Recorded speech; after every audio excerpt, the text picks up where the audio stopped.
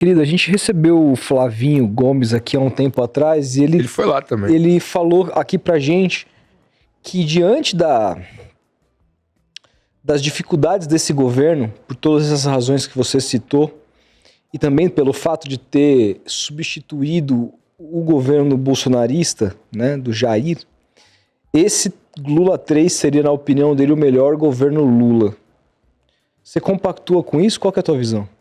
Primeiro, é importante, eu acho que você traz um ponto importante. Se nós formos pensar até 2012, 2013, antes das jornadas de junho, tínhamos uma situação em que bons indicadores econômicos eram suficientes para tornar um governo popular.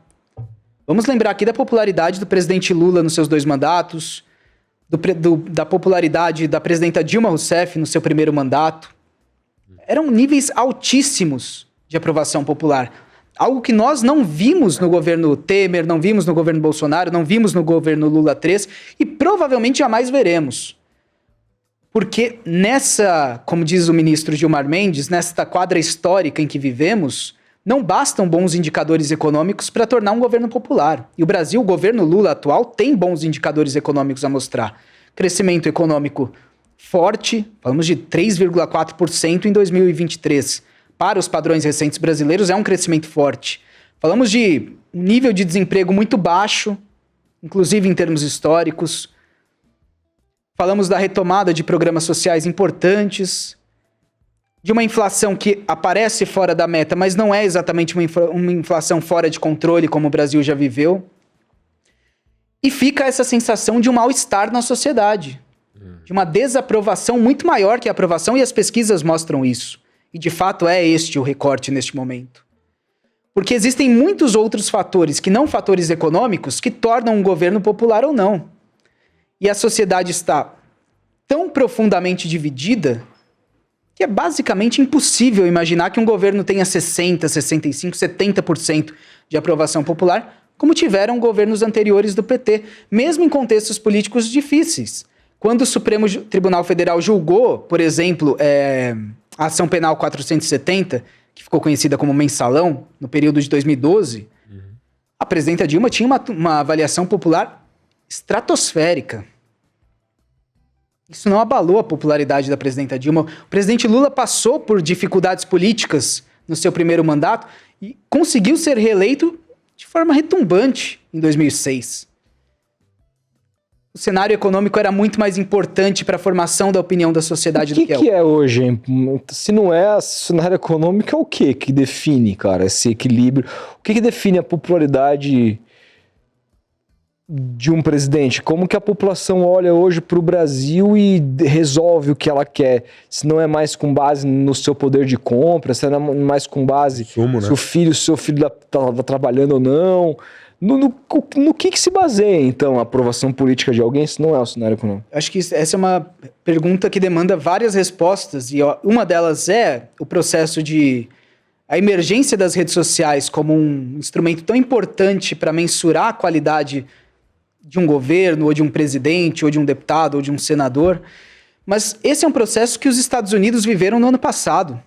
O então presidente Joe Biden tinha bons indicadores econômicos a mostrar, mesmo depois da pandemia. E não bastou. Não bastou para que ele não concorreu à reeleição, mas não bastou para que a sua candidata fosse eleita. Veio Donald Trump novamente. Existem fatores que se aproximam muito mais de aspectos comportamentais do que econômicos. É aí que eu queria chegar.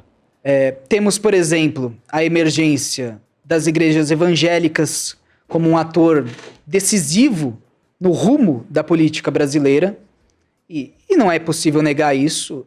Podemos discutir o tema, e temos de discutir cada vez mais. Fala-se que a esquerda ainda não aprendeu a conversar com os evangélicos. Esse é um tema recorrente. Esse é um tema recorrente. O professor João César falou sobre a teologia do domínio aqui, né? Os caras dominaram, cara. Que, assim, é muito difundida lá fora e que tá cada vez mais crescendo no Brasil, e ele acha que vai ser muito pouco provável que o voto evangélico não seja decisivo nas próximas eleições.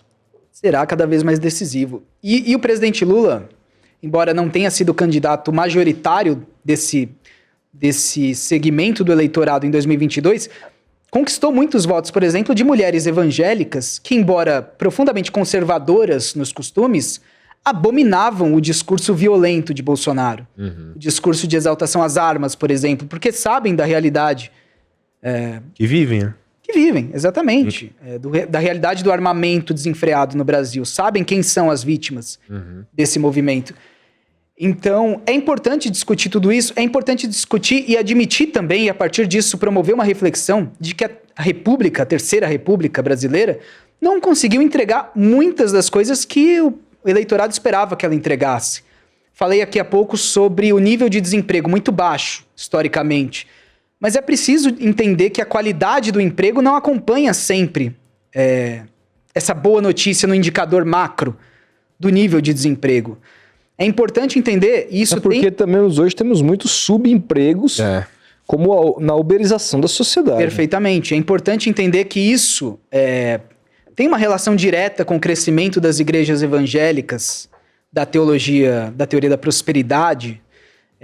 E vimos recentemente aqui em São Paulo, em 2024, para ser mais exato, a emergência da candidatura de Pablo Marçal. E de como essa candidatura, à parte todo aquele teatro, como essa candidatura mobilizou uma parcela importante da sociedade paulistana, por exemplo, chamando atenção para o tema do empreendedorismo.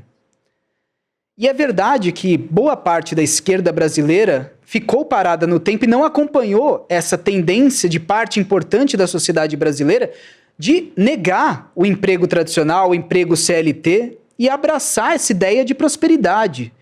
Eu vou conseguir vencer com os meus próprios méritos. E aí vem um discurso vazio, como o de Pablo Marçal, mas que toca fundo em muitas dessas pessoas. E a esquerda, a partir daquele momento, boa parte da esquerda... O Pablo Marçal é quase como uma bet de cassino sacana. Aquela coisa de prometer com uma coisa que você nunca vai conseguir alcançar. Mas mesmo que você vai ser o dono de si mesmo, empresário de si mesmo, olha o meu exemplo, e assim... É meio que uma coisa absolutamente utópica. É a mesma coisa que eu chegar aqui que e anunciar a KTO, a gente que foi patrocinado por muito tempo, e dizer, vai lá na KTO, gire a roleta, faça isso. Quanto mais você fizer, mais chance você tem de ganhar e mais prosperidade você vai conquistar. Muito pelo contrário. Nas vezes quando a gente anunciou, a gente sempre tentava colocar no lugar. Olha, se você quer brincar, entenda como uma brincadeira e coloque muito pouco. Porque você, na maioria das vezes, você vai perder. É ser honesto na parada. O cara, o que ele fazia foi assim, é meio que isso. Assim, cara, mas num país com tanta gente desesperada e vivendo com tão pouco... Mas por que você acha que a bolha das bets existe e as pessoas estão colocando dinheiro do Bolsa Família nisso? Porque as pessoas estão desesperadas, cara. E aí aparece um sujeito como o Pablo Marçal... Traz a solução. Que transforma tudo, parece que é fácil. Como o Bolsonaro trouxe a solução para a segurança pública. Exato. Bandido bom é bandido morto. Arma CPF, na cintura CPF cancelado. A pessoa não entende que para você acabar com a violência, você precisa melhorar a educação, você precisa diminuir a desigualdade social. Sobretudo. É só você olhar os países com menos violência no mundo, são os países menos desiguais. Gente... A conta é muito simples, mas para a gente vender isso enquanto país, a gente precisa de um projeto de país, a gente precisa investir, tirar dinheiro dessas emendas fajutas aí, colocar onde tem que ser colocado de fato, né? Fazer uma ruptura política. Agora, assim, mas mesmo que isso fosse feito, você vai atingir isso daqui a anos. Você precisa de um projeto de país daqui... A gente precisa pensar o que vai ser o Brasil daqui 30 anos. 50 a gente quer chegar. 50. E a gente não quer esperar 30 anos, cara. Meu filho tá sendo assaltado todo dia no ponto de ônibus, tá ligado? É meio foda, cara. Por que muitos presidentes de extrema-direita não são reeleitos? Isso aconteceu no Brasil. Bolsonaro foi o primeiro presidente... Da história. A não conseguir a reeleição. Vem a esquerda... Isso acontece em vários países e aconteceu no Brasil. Um governo... ruim, de extrema-direita, seguido por um governo de esquerda, que na prática tem a tarefa de administrar o caos deixado pelo governo anterior. Então, quando o presidente Lula escolhe o slogan de união e reconstrução para o seu terceiro mandato, vai muito nessa linha de reconstrução mesmo, de reconstrução de programas básicos, como Bolsa Família, como Farmácia Popular, como Minha Casa Minha Vida. Então, o professor João César de Castro Rocha, inclusive, chama de administrador do caos. E é isso. Na prática, é isso que acontece muitas vezes. Como você discute um projeto de país com honestidade intelectual quando estamos falando aqui da necessidade de reativar o Farmácia Popular, de reativar o Minha Casa Minha Vida, de reativar o Bolsa Família. Não, e o Brasil que voltou pro mapa da fome com o Bolsonaro. Exatamente. Né? E que virou um pária internacional pela postura negacionista na pandemia, gente. Então, essa discussão, esse projeto de país, evidentemente precisa ser discutido.